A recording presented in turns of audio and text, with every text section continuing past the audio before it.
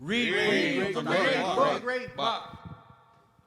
Well then, gather round with your candles close. We should perceive in those things which reach our consciousness not only their outward form and consistency. For example, the simplest instrument of music is capable of enclosing within itself the spirit of a great artist, indeed of a whole race, of a whole age, of a whole mythic epoch. Read from the great book.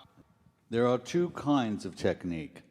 One, very apparent, which exhibits skill and gives the impression of executing the music. And the other, firm and true, which in reality actually does execute the music.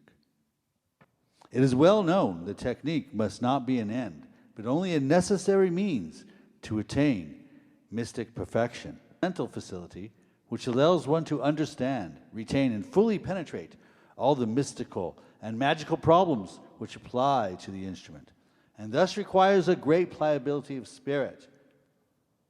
The other is a facility rooted above all in the physical capabilities of the hands, together with a certain mental dynamism, a dexterity similar to that of the world of sport, like that of an acrobat, and which a spirit of audacity can raise to the achievement of veritable prodigies, so long as the other necessary facilities are also present.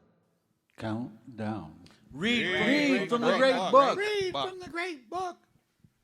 The guitar, through its remote origins, through its double aspect, popular and artistic, through its considerable influence on the development of instrumental music, and through having received in its bosom the breath of artist of genius, deserves as many honors as any instrument of the most faultless ancestry. It is well known that technique must not be an end, but only a necessary means to attain artistic perfection.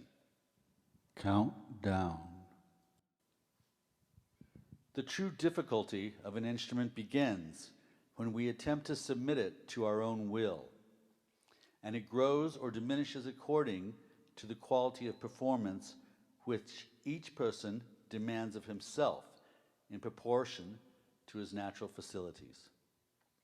So long as the performer limits himself to obtaining from his instrument that which it gives easily and naturally, difficulty scarcely exists. No other instrument offers such great resource with such simple means. Read from the great book. But art is more than that. Our ambition urges us on towards the conquest of vaster terrains, and the more the spirituality of the artist is consolidated and purified, the more resistance the instrument will give. More, however, although the imperfect execution of simple or natural procedures may not much offend the listener's sensibility, the least imperfection in plain works of more significance will suffice to make all the enchantment disappear.